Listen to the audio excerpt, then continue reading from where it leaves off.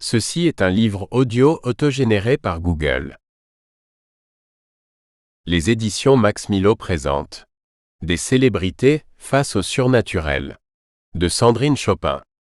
Après la mort de mon père, j'ai senti comme une puissance protectrice.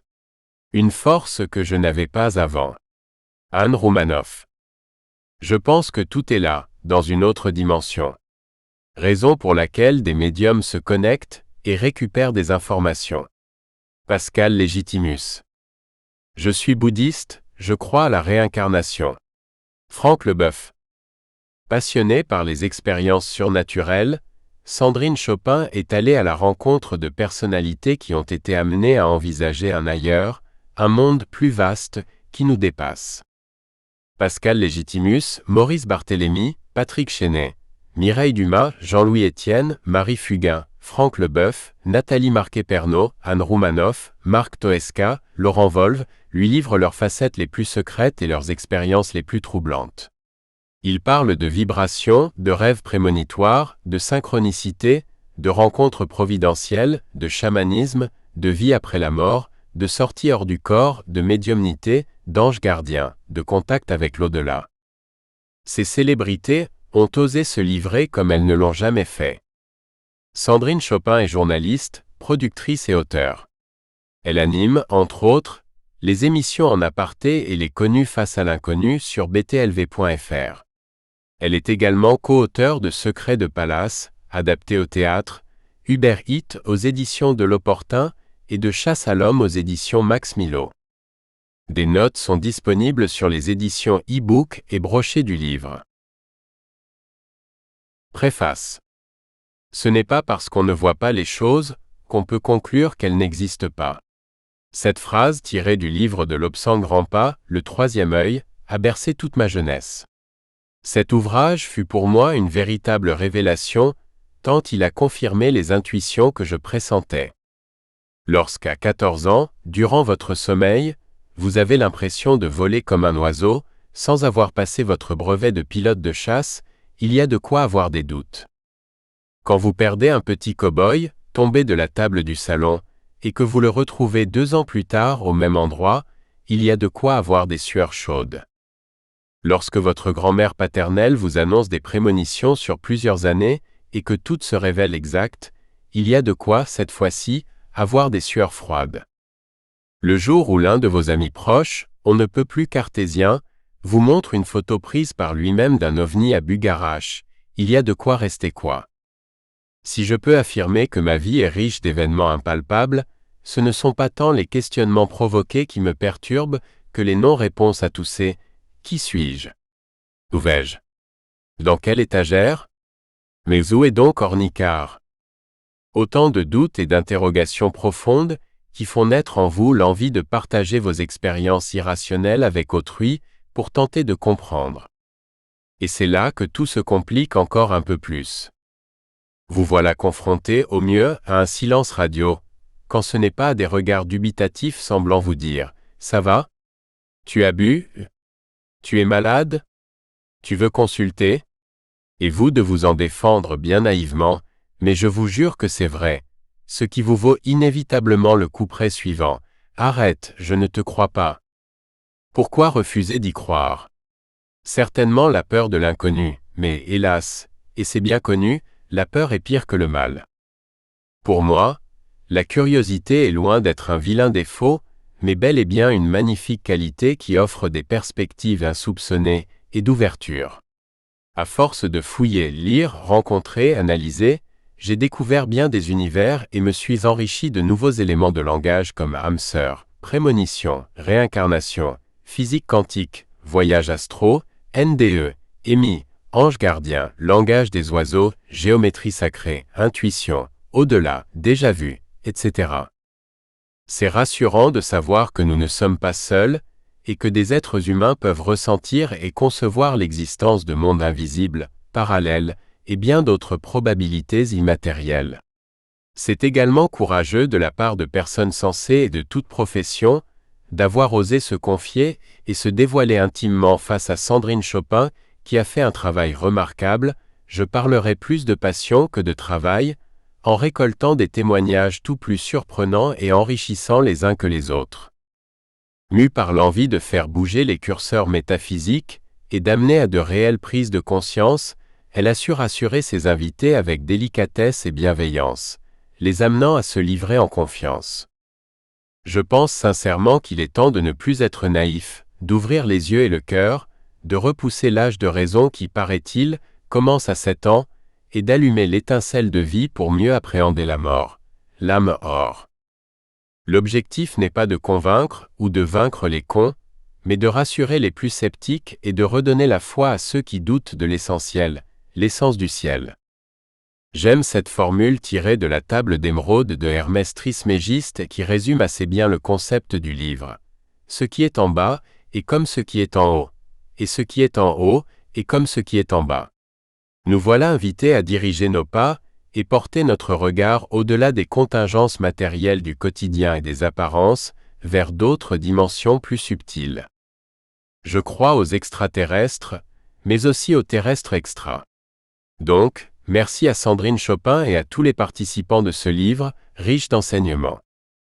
Pour moi, le bonheur c'est d'identifier ce qui est bon pour moi.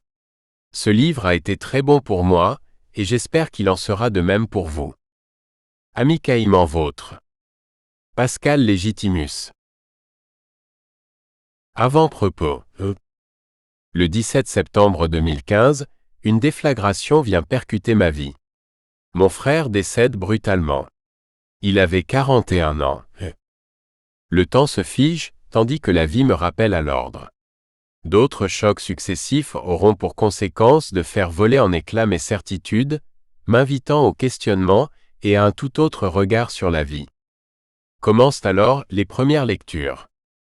Sans le savoir, je viens de tirer le fil d'Ariane dont je ne mesure pas encore la taille ni la complexité.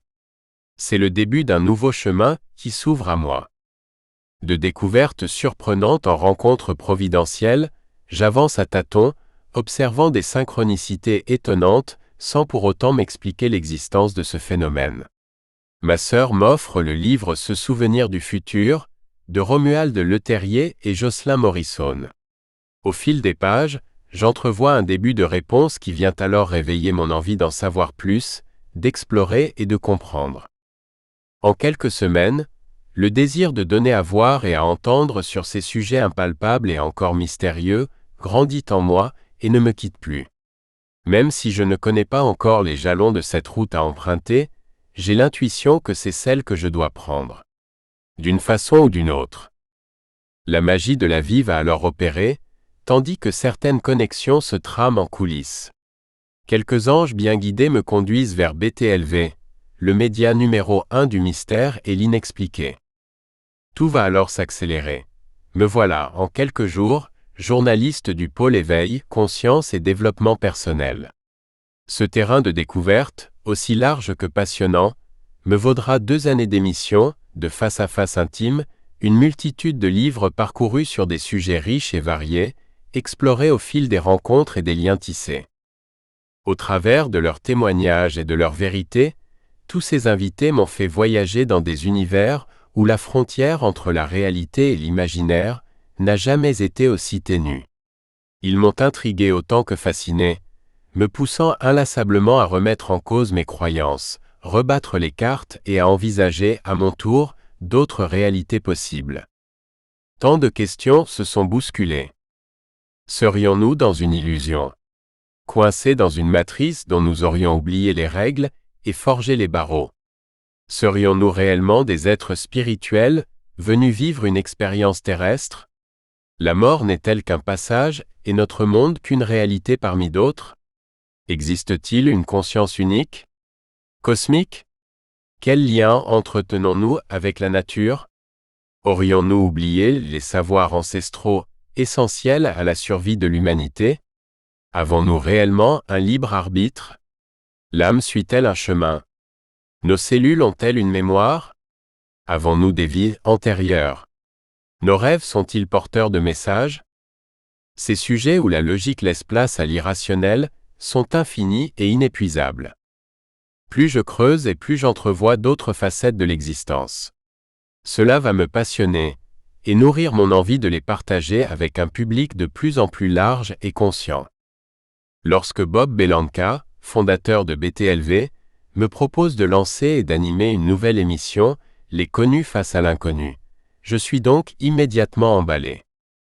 Je sais que beaucoup de célébrités sont sensibles à ces sujets gravitant autour de l'invisible, hors de nos perceptions habituelles, même si peu osent encore en parler et témoigner.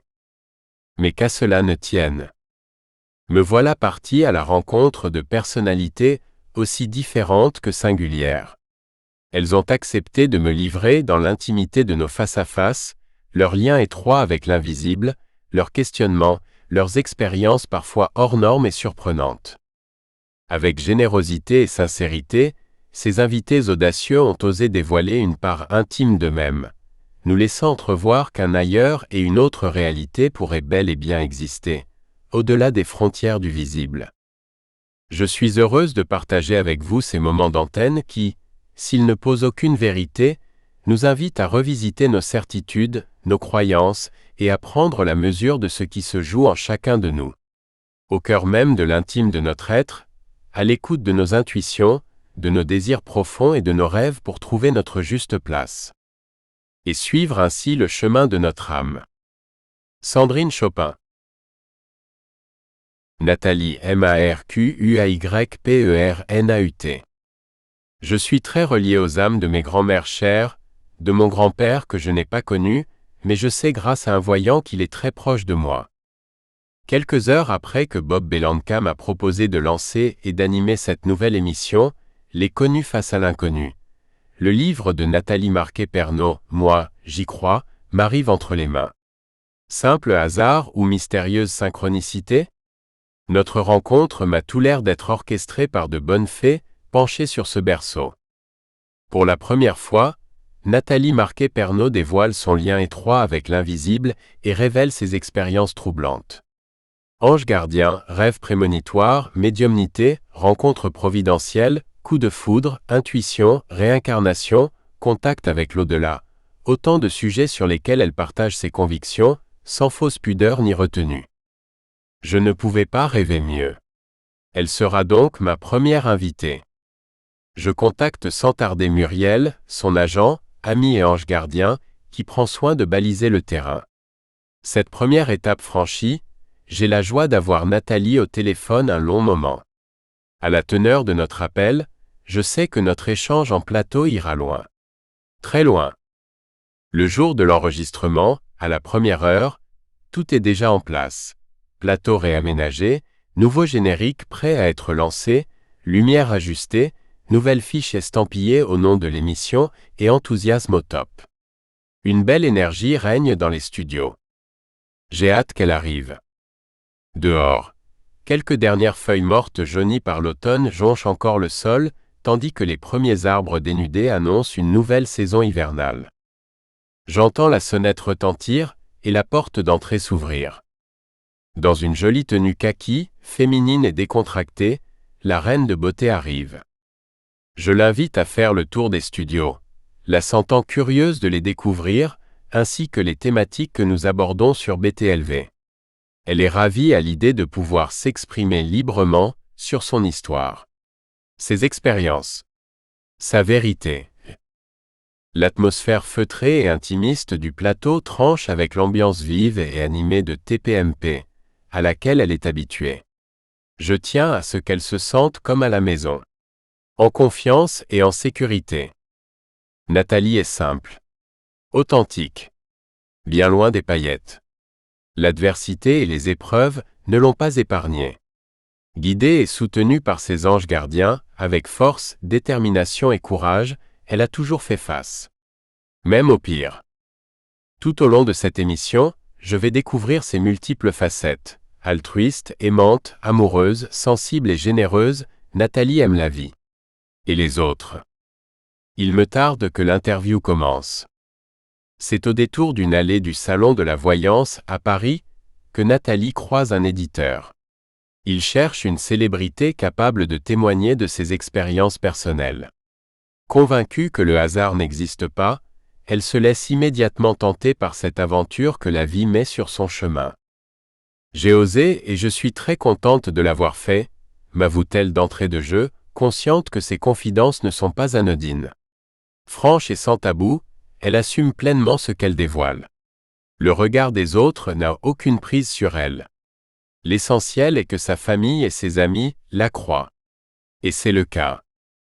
Il n'a pourtant pas été évident pour elle de partager avec ses proches ses premiers rêves prémonitoires.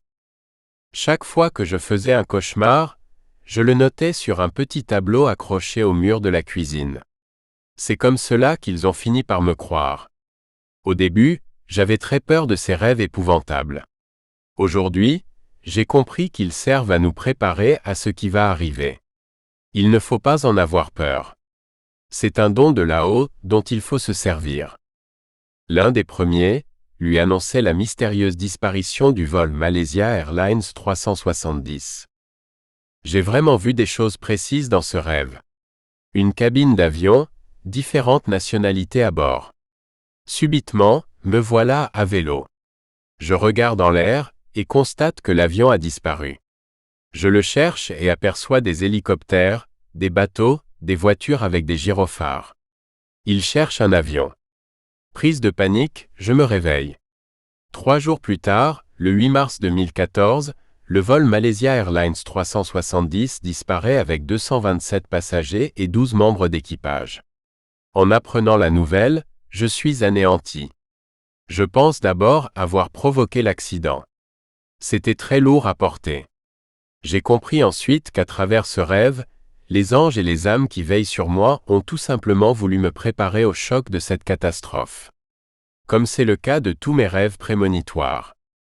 Vous préféreriez ne pas savoir par moment? Plus maintenant. J'aime savoir.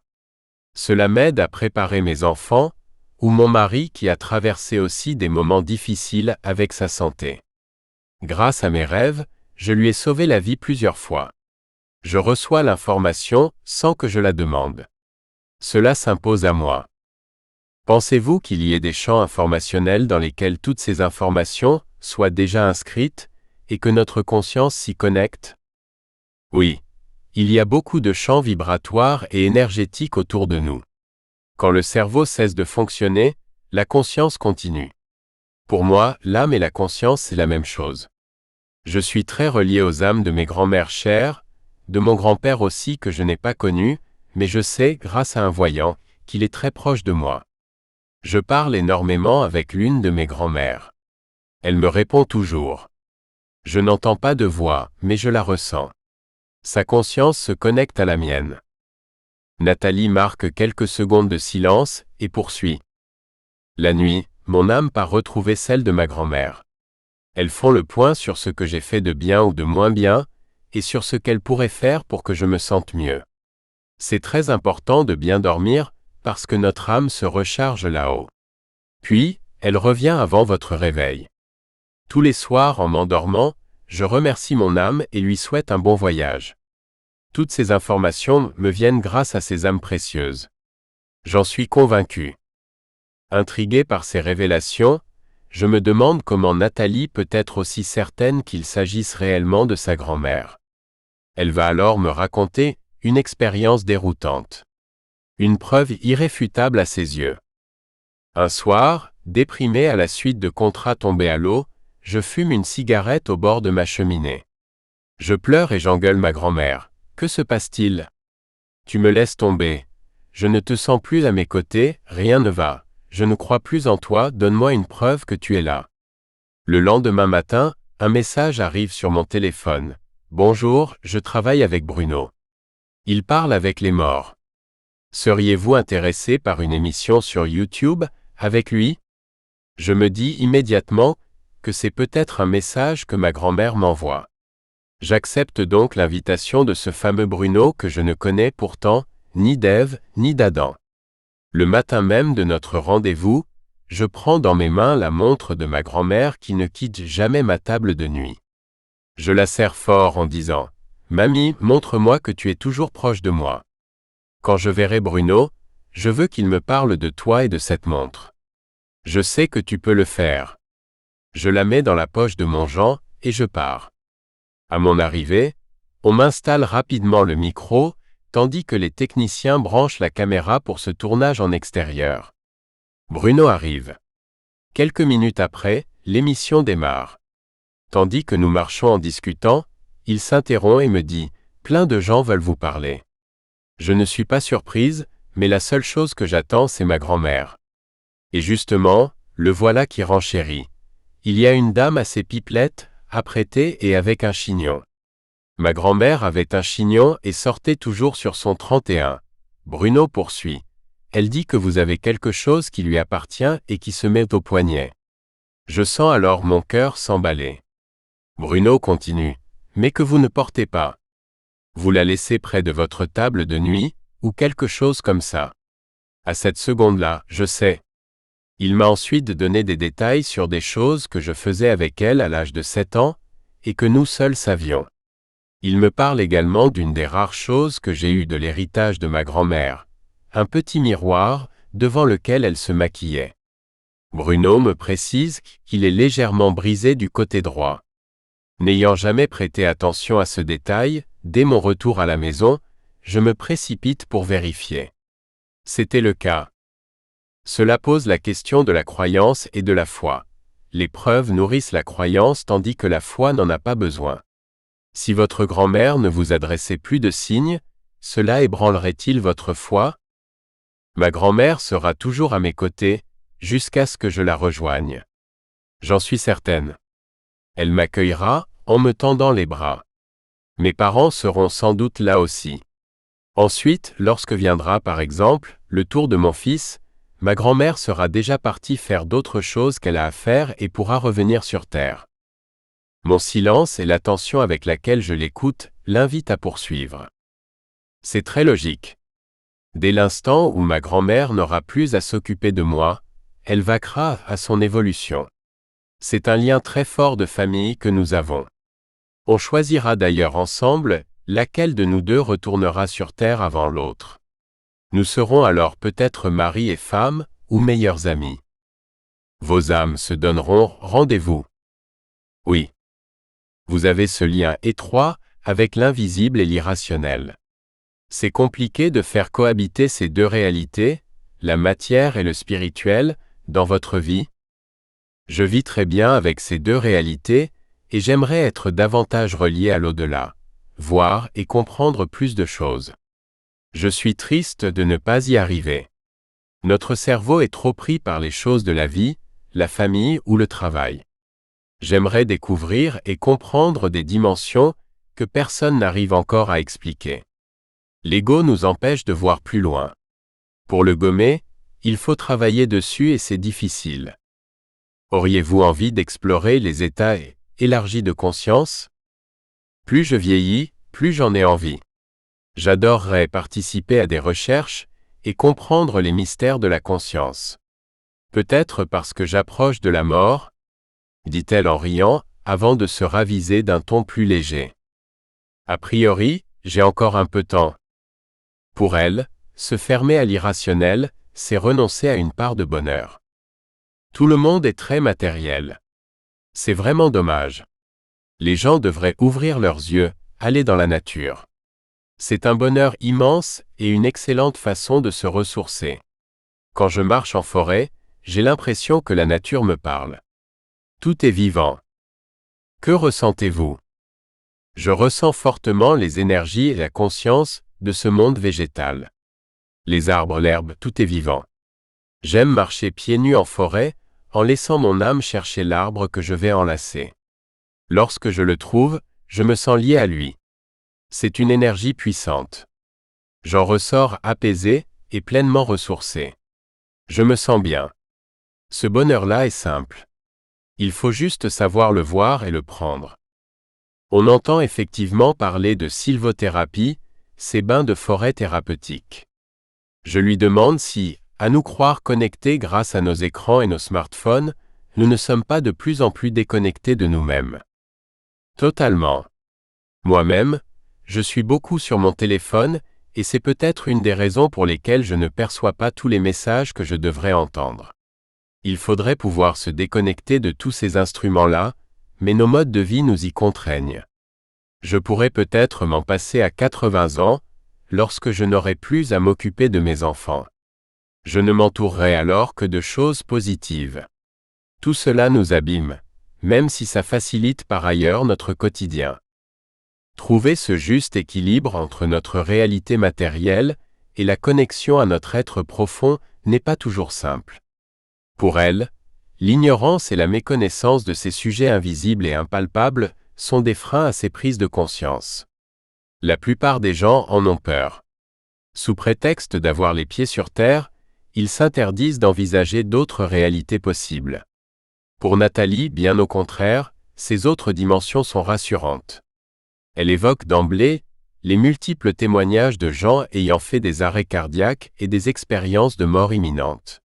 Certains relatent avoir vu leur opération, entendu les paroles des médecins ou celles de leurs proches, pourtant à la maison à ce moment-là. Des récits troublants qui ont souvent laissé son mari perplexe, pour ne pas dire anxieux, m'avoue-t-elle.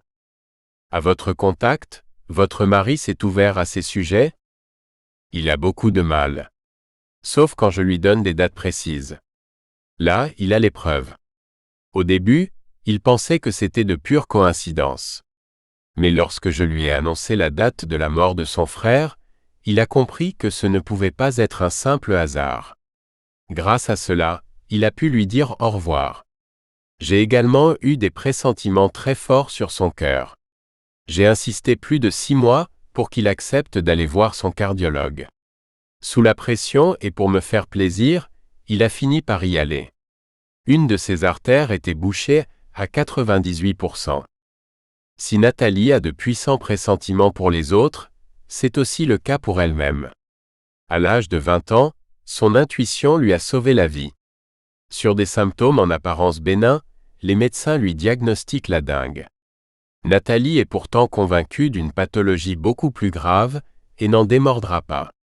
Après des examens approfondis, c'est le choc. Une leucémie la ronge, et les spécialistes ne lui donnent que quelques semaines à vivre. Une greffe de moelle s'impose donc au plus vite, mais au risque de la rendre stérile. Habitée par une pulsion de vie à toute épreuve, Nathalie va s'y opposer catégoriquement. Je voulais avoir des enfants. J'avais l'intime conviction que si je faisais cette greffe, j'allais mourir. Et qu'en ne la faisant pas, je m'en sortirais et aurais des enfants. J'ai trouvé la force de dire non aux médecins. Tous m'ont dit que c'était suicidaire. Mes parents aussi. Le monde entier était contre moi. Mais je n'ai rien lâché. Nathalie a eu raison de s'écouter, même si elle reconnaît que pour les médecins, faire confiance au ressenti des patients est une responsabilité compliquée à gérer. Bien des années après, habitée par le désir d'un deuxième enfant, elle est à nouveau confrontée aux injonctions du corps médical. Les médecins lui déconseillent formellement d'engager une nouvelle grossesse, évoquant pour elle un risque létal.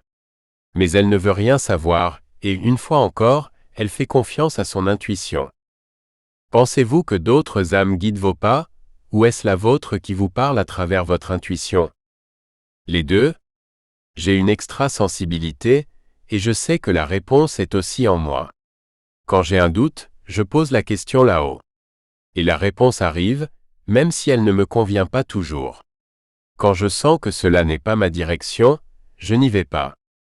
En toutes circonstances, Nathalie garde son libre arbitre, même si elle reste convaincue que notre destinée est tracée et l'heure de notre départ déjà fixée. Elle a du reste échappé à la mort à plusieurs reprises. Notamment, lors d'un voyage Miss France en Guyane. Elle se revoit encore sur cette butte, donnant à manger à des caïmans. Soudain, l'un d'entre eux saisit son bâton, et la voilà nez à nez avec sa gueule grande ouverte. Le guide lui attrape immédiatement le bras, lui évitant la chute fatale. En y repensant, elle ne peut que se rendre à l'évidence que son heure n'était pas arrivée. Plus jeune également, les circonstances vont lui éviter le pire. Ses parents avaient l'habitude de la confier pour les vacances à sa marraine et son parrain. N'ayant pas d'enfant, ils la chérissaient comme leur propre fille. Un été, alors qu'elle n'a que 7 ou 8 ans, une poussée de fièvre la contraint à rester finalement avec ses parents. Une cigarette mal éteinte va marquer ce mois d'août d'un drame. Le couple périt en pleine nuit, dans l'incendie de sa maison. Sa présence leur aurait-elle sauvé la vie, du fait d'un déroulement différent? Aurait-elle trouvé la mort à leur côté? Nous espérons que vous avez apprécié cet aperçu. Pour continuer à écouter ce livre audio sur Google Play Livres, utilisez le lien dans la description de la vidéo.